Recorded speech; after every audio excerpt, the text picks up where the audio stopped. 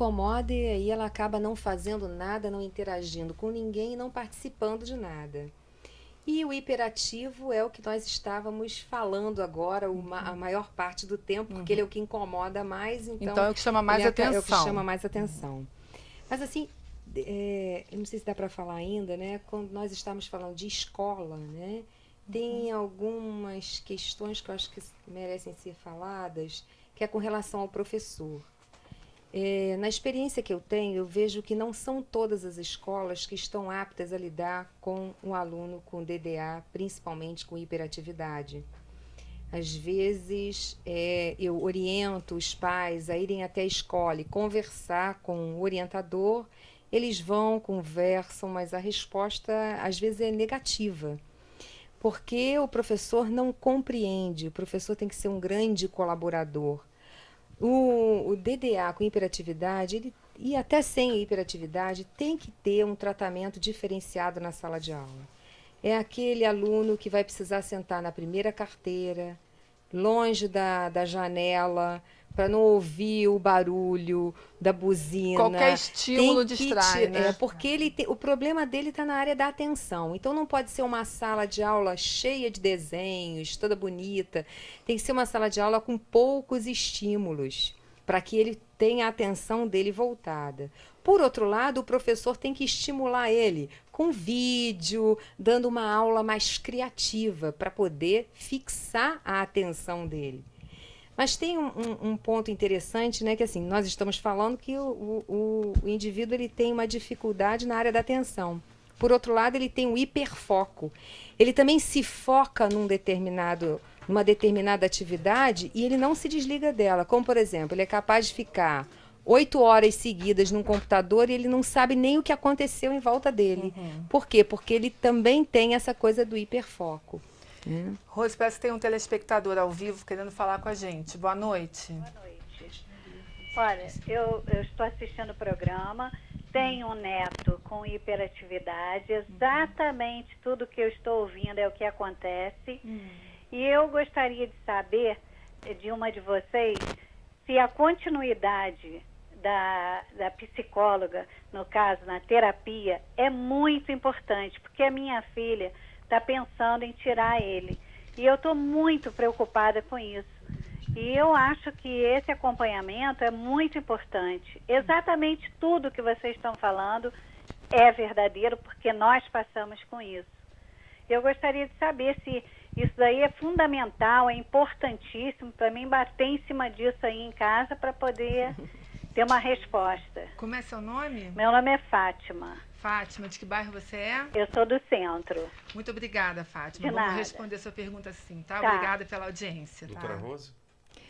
Fátima, olha só, ao meu ver, a psicoterapia, né, no caso de criança, a ludoterapia, ela é fundamental e imprescindível. Sem ela, não adianta, porque a criança não vai conseguir ter bons resultados. Se for só com a medicação, também não. Por quê? Porque ela já tem a autoestima dela completamente afetada. O relacionamento dela com os amigos fica comprometido, porque ela passa a ser agressiva, ela não consegue conviver Não, bem. os vizinhos não têm paciência. Essa questão social que nós levantamos da criança ser vista como a mal educada, ela acaba sendo rejeitada nos ambientes onde ela vai. E aí isso tudo começa a complicar. Né? Fora que ela não consegue ter o autocontrole, ela precisa aprender a lidar com ela mesma, a perceber as dificuldades que ela tem, aprender a lidar com elas e ver que todos nós temos dificuldades, mas umas diferentes da outra. Mas nós também temos coisas boas. E que esse indivíduo possa também aprender a descobrir o que ele tem de bom. Porque o DDA, ele tem uma coisa maravilhosa, ele é altamente inteligente e criativo. Ele é muito mais criativo do que quem não é DDA. Por quê? Porque como ele é hiperativo, ele mantém a atividade cerebral tão acelerada que ele tem que estar pensando em N coisas ao mesmo tempo. Isso faz com que ele tenha estimule a criatividade, ele seja altamente criativo e consiga fazer várias coisas ao mesmo tempo. Ele é capaz de desenvolver várias atividades. Um adulto, ele acaba nunca tendo uma única profissão.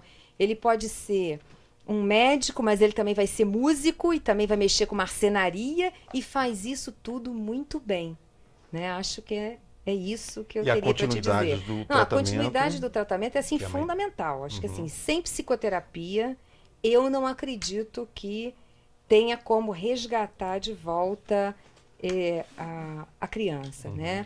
Muito por causa da perda da autoestima. Eu gostaria de complementar aqui, como mãe, que eu acho que existe um momento dentro do processo que a criança está passando pela terapia, em que nem sempre no início a gente percebe, como família ali, a família percebe a melhora da criança. Então a gente ainda ele ainda não é capaz de apresentar aquela melhora que a família está esperando. Mas já existe todo um trabalho de base que o terapeuta está fazendo, que depois, aos pouquinhos, você vai ver que vai surtir efeito. E esse efeito vai começar assim nas pequenas coisas. Você vai notar que na escola vai começar a diminuir o número de queixas, que ele vai começar a ficar mais atento para algumas coisas. E melhor do que isso, eu acho que ele vai começar a ficar mais centrado, ele vai começar a poder ouvir um pouquinho mais a mãe, ouvir um pouquinho mais a família. Isso aí é o primeiro sinal assim que você vai ter certeza. Então eu preciso continuar nesse caminho. E muitas vezes também só o tratamento psicológico não é suficiente. Então os pais têm que ter assim, muita coragem para assumir o tratamento e, se for o caso, até dar o medicamento, levar para um psiquiatra, para um neurologista, o que seja indicado, para poder complementar, porque uma coisa só também às vezes não funciona, não é suficiente. Marta, nós temos alguém ao vivo? Alô, boa noite. Boa noite. Pois não? Boa noite. Eu gostaria de saber se essa parte toda que vocês estão falando, e principalmente da psicóloga, se isso também se refere ao processo da criança, se isso se estende também à adolescência. Ok, qual é o seu nome? Helena, do Você Quitandinha. É de onde, Helena? Helena. Você é de onde? Qual bairro? Quitandinha. Quitandinha. Obrigado pela sua audiência, continue conosco. Muito obrigada. Quem queria? Eu gostaria até de comentar, porque eu pessoalmente lido com adolescente TDA e TDAH em sala de aula, porque além de atuar na Secretaria de Educação, eu sou professora e eu tenho essa vivência. E é muito bagagem, interessante, né? uma bagagem. E, olha, existe com o adolescente, com certeza. Eu já vivenciei situações de adolescentes que não conseguiam permanecer por 1 hora seguida, 50 minutos aula, dentro de sala de aula. Então, era necessário permitir que esse adolescente saísse, bebesse uma água. Por vezes, eu já tive adolescente que tirava os sapatos, ele não aguentava os sapatos. Assim, a agitação era tanta que ele não conseguia manter os sapatos nos pés. Então, nesse momento é que entram as adaptações que nós chamamos de adaptações curriculares. Esse menino, naquele momento, precisa de um escape. Ele precisa sair, ele precisa dar uma volta, ele precisa dar uma volta, que eu digo, é ir beber uma água, ou ir até a secretaria buscar alguma coisa. Então, é fundamental que haja essa percepção por parte dos professores, que nem sempre o aluno está irrequieto por desejo dele ou por ser um aluno bagunceiro, mas é fisiológico. E, nesse momento, ele precisa de que o professor esteja atento e tenha sensibilidade para atender a essa necessidade. E, normalmente, são excelentes alunos. São alunos assim, de potencial cognitivo muito acentuado, que, por vezes, né, os colegas falam, eu não consigo entender como é que ele tira uma nota boa se ele não presta atenção a nada. Acontece porque o pouco que ele consegue prestar atenção, ele avança cognitivamente. Agora, há os casos em que o lapso cognitivo acontece, né, o lapso de aprendizagem, e aí é mais comprometedor. E um outro detalhe também para os professores, que eu acho muito importante, é não olhar esse aluno como problema. mas ver nesse aluno um desafio e saber que o professor, do ponto de vista pedagógico, é o especialista.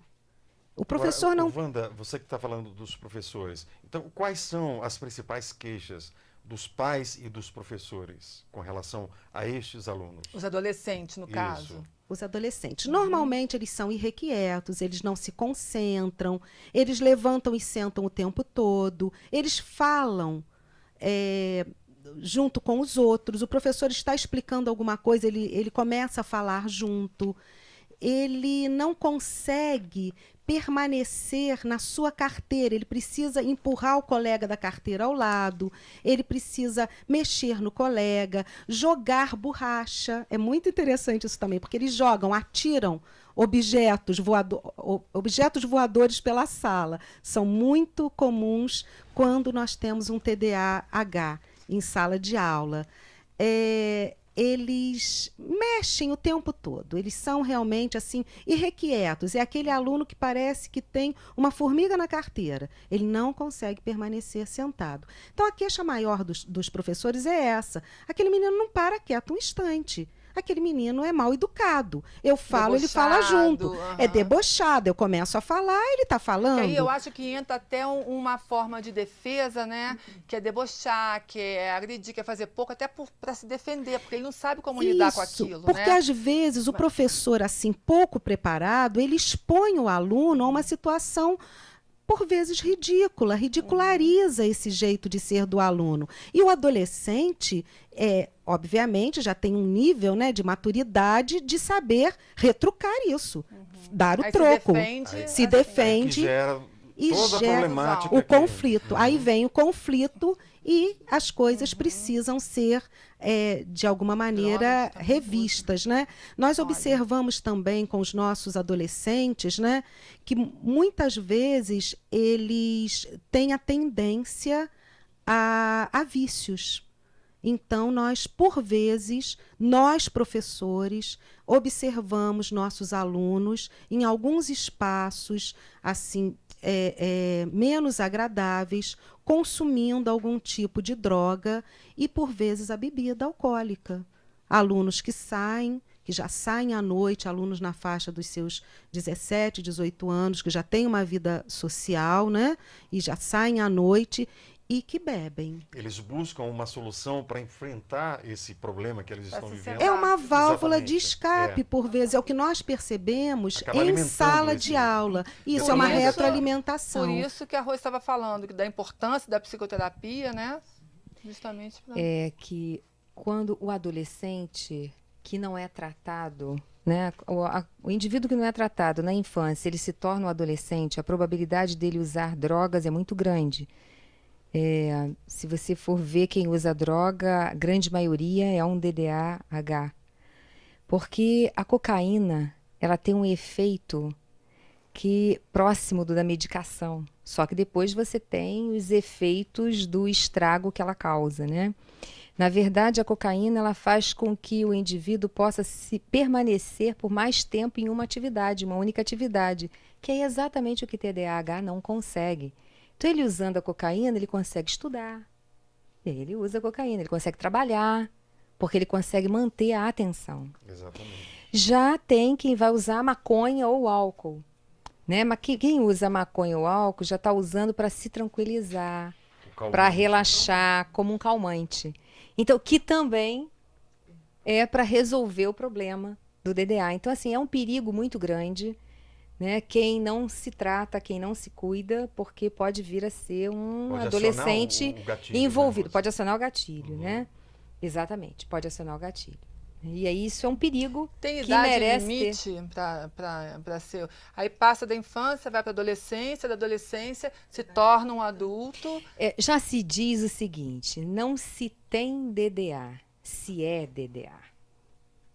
Então você vai ter que aprender a lidar com o ser DDA no seu dia a dia, na sua vida. E você vai aprendendo isso, né? E tem pessoas que já optam por, depois de um período de fazer uso da medicação, não fazer mais uso da medicação. E aí é que entra a psicoterapia para poder ajudar nisso, onde o indivíduo consegue estabelecer, né, critérios, coisas dentro dele mesmo, né, consegue se cuidar, se olhar, se proteger para poder conviver sem os efeitos do DDA. Eu queria só completar aqui que dentro desse tratamento todo é importante um equilíbrio. Então, se for o caso de usar o medicamento, usar a frequência ao psicólogo, a escola estar orientada e a família também ter algum apoio psicológico. Todas essas coisas juntas é que vão permitindo que a família volte ao equilíbrio e possa começar a ouvir essa criança. E quando a gente começa, porque a criança que tem o TDAH, ela é como se você não conseguisse. Eu tinha nítida impressão de que eu falava e meu filho não me escutava. Que eu estava falando, mas ele estava ligado em 1000 outras coisas, menos no que eu estava falando. Então, a família também precisa ser orientada. Isso, Marta. Como os pais devem agir para ajudar os filhos, então, nessas situações? Bom, existem algumas dicas básicas, né? Existem várias dicas, mas algumas são básicas, como, por exemplo, não falar com a criança muito rapidamente, falar com calma e olhando nos olhos dela, pegando de preferência na mão dela, no corpo dela. O contato físico também é importante. A criança vai ficando muito carente, com a autoestima muito prejudicada. Então, depois de momentos de acessos de raiva e tudo, em que você é obrigada a dar limite, segurar a criança, frear ela, depois você ser capaz de abraçar e dizer, você está calmo agora? Agora vamos conversar? Porque em alguns momentos você tem que frear, segurar, usar de força. E aí depois aí isso acaba também com a autoestima. Aí depois você ser capaz de abraçar e dizer, agora você está calmo? Dá para a gente conversar? Então, essas coisinhas... Tem que ter muita estrutura, né, Marta? E enquanto mãe, você tem que ter muito equilíbrio, muita calma, porque se você começar a brigar com a criança também, quando ela está intempestiva, tendo acessos de raiva, aí é pior ainda. Vai piorar a situação, né? Parece que a gente está com o telefone. Aí vira uma bola de neve, entendeu? Fica a família inteira falando ao vivo com a gente pelo telefone. Alô? Boa noite. Boa noite, quem está falando? É Sônia da Mozela. Oi, Sônia, tudo bom? Obrigada por estar assistindo a gente. Continue com a gente. Nada. Qual é a sua pergunta? Deixa eu lhe fazer uma pergunta. Eu tenho um problema na família, que não é caso do meu filho, é meu sobrinho. E eu peguei o programa, estava a doutora Marta falando, e tudo que ela falou é o que o meu sobrinho tem. E ele está justamente nessa fase da adolescência, com 14 anos. Ele tem eu creio que, pelo que a doutora Marta falou, ele tem uma imperatividade muito grande, que a ponto do próprio colégio, dele no colégio, ser muito bem conhecido. Só que com esse problema, no caso, a outra doutora, ela falando, a minha irmã, no caso, não tem essa paciência que ela diz que a mãe tem que ter. A minha irmã, por ter 4 filhos, vários problemas, ela já parte um pouco para... Ela bate, né? Não tem a certa paciência com o filho. Eu queria saber se, no caso, vocês poderiam me ajudar, para que eu possa ajudar meu sobrinho. Ele já foi até ponto do próprio colégio dizer que ele tinha imperatividade no ano passado. Só que minha irmã não conseguiu um lugar que pudesse levá-lo. Se vocês poderiam me ajudar nessa parte, onde eu poderia encaminhar, com quem eu poderia... conversar, que eu pudesse levá-lo, né? Algum lugar para poder mesmo ajudar ele esse ano na escola. E na família, no caso, né? Obrigada pela sua participação. Vamos responder a sua pergunta. A gente tem atendimento gratuito e atendimento particular, né? Aí vai depender do seu poder aquisitivo, do poder aquisitivo da sua irmã, se ela pode pagar um tratamento particular.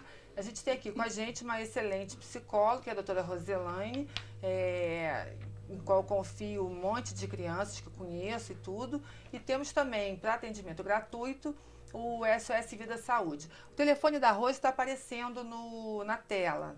A senhora daqui a pouquinho anota. E o SOS Vida fica na Frei Rogério, 127, e ali atrás da catedral. A gente faz um trabalho... Sagrado. Atrás do Sagrado.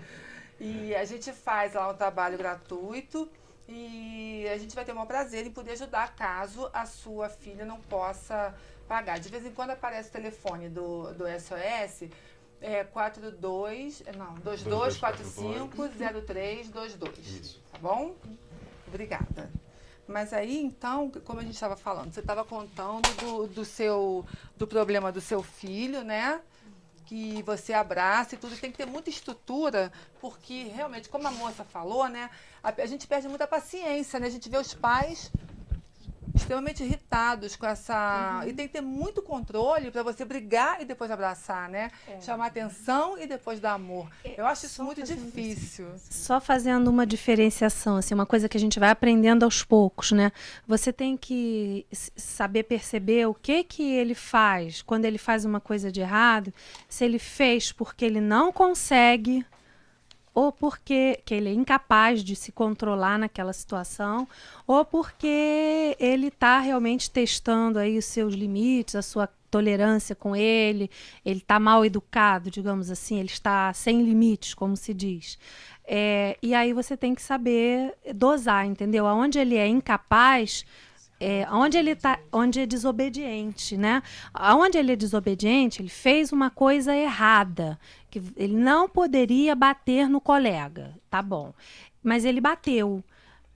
Você vai tentar conversar com ele para ele não fazer daquela forma, que ele tem que procurar resolver conversando, e se ele não resolver conversando, ele tem que pedir ajuda quando ele perceber que está ficando irritado. Se ele percebe que vai perder o controle, então que ele peça ajuda, mostrando a ele. Agora, outra coisa não. Ele fez uma coisa, você disse, olha, você não faz... me ajuda, Rose. Você não faz uma... você bateu na sua irmã, você não pode bater na sua irmã porque você machuca ela. E ele só por maldade ou para querer testar se você vai fazer alguma coisa, você já bateu, já falei para você não fazer isso, se você fizer novamente eu vou botar você de castigo. Aí ele vai lá e bate na irmã. Alguma situação assim. Aí você tem que ter calma para saber lidar, saber punir e ao mesmo tempo saber abraçar. Família e escola andam juntas, né? Isso aí é fundamental para qualquer criança. Então o professor, ele tem que ter uma atitude de reconhecimento de que o adulto da relação é ele. Então, diante de um desequilíbrio do aluno, o professor é quem dá o tom da conversa. Se as regras foram estabelecidas, regras são regras. Mas nós sabemos que o TDAH ele tem a dificuldade no cumprimento das regras. Então é importante que o professor clareie cada vez mais com esse aluno o cumprimento dessas regras. Eu acho que as regras são fundamentais. Tem que ter hora para dormir, hora para ver televisão, horário de estudar, né? E nós estamos com uma regra agora, né, Elisa? O nosso programa está chegando na reta final. Nós precisamos entrar nas nossas considerações finais. Elisa, tem algumas dicas para os pais e depois vamos falar para os professores e para a gente abrir rapidamente para os nossos debate. Convidados. Eu vou falar rapidinho isso aqui, isso. Que aí a gente depois conversa. Aqui está falando assim, algumas dicas, né? Mas antes disso, tem uma pessoa ao vivo querendo falar com a gente. Boa noite. Boa noite. Como é seu nome? Meu nome é Helena. Helena? Helena, da onde São Sebastião. Helena, tudo bom? Obrigada por você ter ligado, estar assistindo o nosso programa. Muito obrigada. Qual é essa pergunta? Eu queria dar parabéns pelo programa e saber se vocês podem reunir novamente esta equipe para falar sobre o assunto de adolescente na faixa de 12 a 16 anos.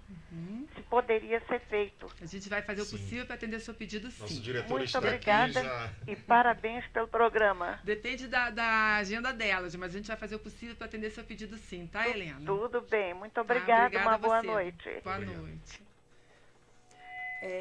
Vocês podem, então, retornar? Olha, tudo vai depender do dia e da hora para a gente poder se organizar, né? Eu teria mais coisas para falar, mas acho que o tempo aí não está podendo, né?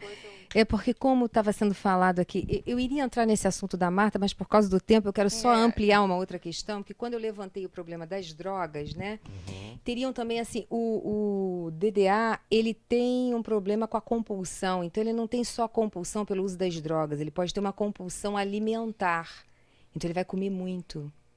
Ele pode ter uma compulsão a jogo. Então é aquela pessoa que joga, por isso que é bom botar sempre em no esporte, bingo. assim. Então ele vai, ele tem sempre compulsão para alguma coisa. Ele tem compulsão pela bebida, pela droga, pela comida, pelo jogo, e ele vai se envolvendo sempre nessas coisas. Por isso que é bom botar em esporte, que falam que ter uma atividade física é importante. A atividade física ela é importante para que ele possa se centrar nele mesmo, participar de regras, conviver com regras, relaxar, como a Marta aqui colocou, né?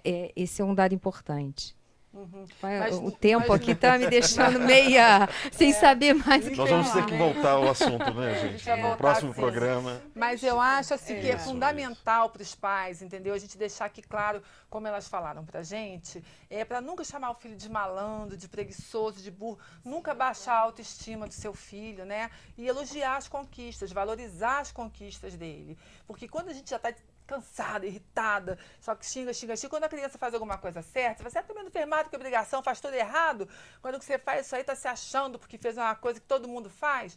Então, não. Valorizar a criança quando ela conseguir fazer alguma coisa que esteja certinho na hora, ou de agrado alguma coisa que você tenha pedido, e não botar a autoestima mais para baixo do que a vida já põe, né? Do que o colégio já põe, do que os amiguinhos, do que o vizinho já põe. Né? Eu acho isso importante. A televisão tem hora, a gente não pode ficar, infelizmente, batendo muito papo. Então, demonstre amor pelo seu filho, diga que ele é importante, né, pelo que ele é e pelo que ele não faz, pelo que ele faz também, né? E muito carinho, tá? Muito carinho, muito conforto. E a gente depois, então, vai voltar com Vamos, com certeza. A gente vai precisar voltar a esse tema, exatamente. Tá, gente? Desculpa, a gente não muita coisa ficou por ser falada e a gente precisa, a gente retoma, vai depender da agenda dos nossos convidados. Então, dentro deste mês ou no próximo programa, nós vamos tentar voltar a este assunto, tenha certeza. Vocês podiam fazer a consideração final, então, dar alguma palavrinha? Bom, acho que o fundamental é o amor.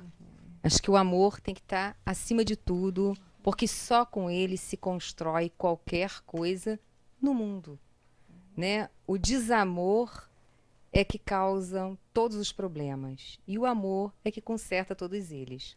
É basicamente isso, porque não tem mais tempo. O terapeuta. Eu diria que o amor, ele é tudo também, e ele deve ser forte e corajoso o suficiente para buscar ajuda e conseguir levar essa criança para um equilíbrio, e com certeza a família vai se reequilibrar também, e aí tudo vai funcionar melhor. Então, muita coragem e decisão. Se alguém tiver indeciso aí, o pai estiver dizendo, não é nada disso, meu filho não tem problema nenhum, a mãe segue sozinha, enfrenta essa situação, que depois o pai vai aceitar também, porque ele vai ver os resultados. Boa sorte. E eu diria aos professores o estabelecimento do vínculo afetivo com seu aluno, porque através do afeto ele consegue muito muito além daquilo que ele imagina. Então, que esse aluno se sinta acolhido, se sinta respeitado, se sinta realmente pertencente àquele espaço escolar. E a partir daí, certamente, o seu TDA não vai ser tudo aquilo que se imaginava. Gente, olha, boa noite. Infelizmente, o programa está chegando ao fim. A gente não pode estender mais o tempo, né? Televisão é tudo cronometrado. Obrigada pela companhia, pela audiência, tá? Um beijo carinhoso para vocês. Boa noite e até o próximo SOS Vida Saúde.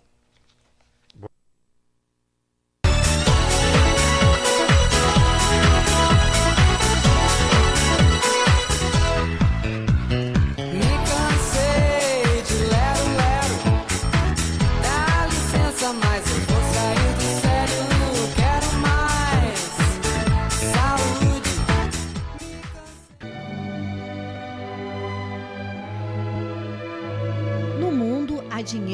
suficiente para suprir as necessidades de todos, mas não há dinheiro suficiente para suprir a ganância de poucos. Colabore com o Grupo Assistencial SOS Vida. Banco do Brasil, conta corrente 1587, meia, dígito 3, agência 0080, dígito 9. Participe.